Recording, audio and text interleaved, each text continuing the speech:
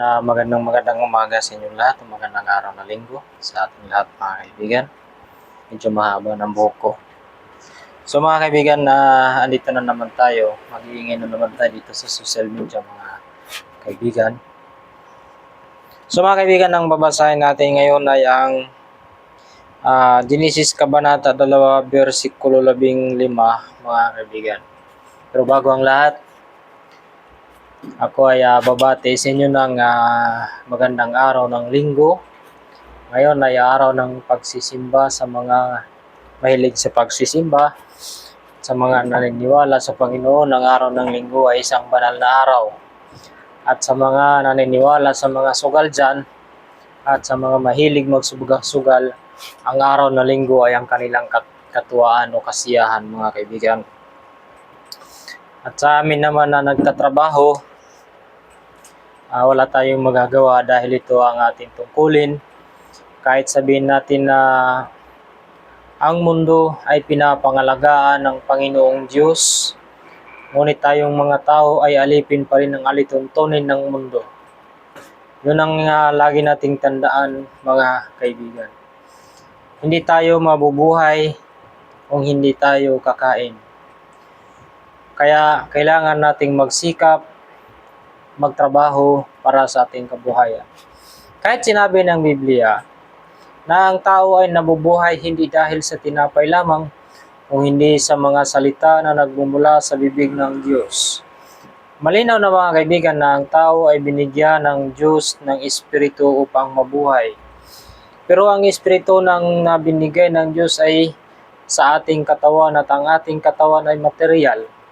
At ang ating material ay nangangailangan ng mga bagay dito sa mundo. Pagkain, damit, o kung ano naman dyan para magamit natin sa ating katawang material. Ang katawang espiritual mga kaibigan ay nasa ating katawang material. Ang katawan natin ng espiritual ang siyang buhay natin, at kapag nawala yon ay ang buhay na material o ang katawan natin ay mawawalan ng buhay. Ngunit pag pumalya din ang ating katawang material, wala ding magagawa ang ating katawang espiritual kung hindi ang humiwalay sa ating katawan at bumalik sa Panginoon. Ngunit ito ay labag sa kagustuhan. Dahil kapag ang tao o ang espiritu ay nasa katawan ng tao, ito ay nagnanais na manirahan ng mahabang panahon. Kaya nga ang mga tao ay nangangarap ng mahabang buhay. Pero sinong makapagsabi na tayo ay mamumuhay ng mahabang panahon? Tanging ang Diyos lamang mga kaibigan ang siyang makapagsasabi na tayo ay mabubuhay ng mahabang panahon. Pero pinapangarap ng bawat tao yan. Tao ba ang nangangarap o ang kanyang espiritu na nasa kanyang katawan? So mga kaibigan, alamin natin at ipapaliwanag ko base sa aking nalalaman.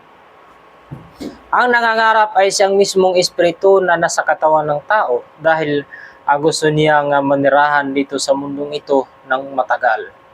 Habang nakikita niyang liwanag ng mundo, ay gustuhin niyang manirahan ng matagal. Dahil ang tao ay gumagamit ng material na mga kasangkapan, kaya ang tao ay naghihirap at nagpapakahirap upang mabuhay lamang sa kahit anumang paraan. Ang iba ay gumagawa ng masama upang mabuhay lang. Ang iba, nagnanakaw, nagiging tulisan, o kung ano man dyan na kanilang naisip gawin, ito ay hindi dahil ginusto ito ng kanilang katawan, kundi ito ay ginusto ng espiritu na sa kanilang katawan. Kaya mga kaibigan, kahit sabihin natin na tayo ay nabubuhay sa pamamagitan ng Panginoong Diyos, tama.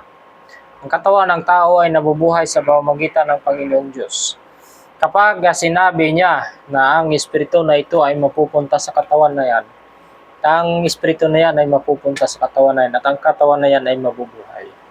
Kapag sinabi niya na ang espiritu na ito ay kukunin ko na at ibabalik ko na sa aking kaharian, ang katawan ng espiritu na yon ay mawawalan ng buhay. Anong mangyayari? kapag nawala ng buhay. Di ibig sabihin nun, patay na siya. So yun ang mangyayari doon mga kaibigan. Minsan nga, masasabi natin na ang Diyos ang nagbigay sa atin ng buhay sa pamamagitan ng kanyang salita. Pero pagdating dito sa mundong ito, tayo ay alipin ng mga alituntunin ng mundong ito, mga kaibigan. Kaya sana mga kaibigan, na isuportahan niyo ang aking YouTube channel at ingat kayo palagi mga kaibigan. Bye-bye.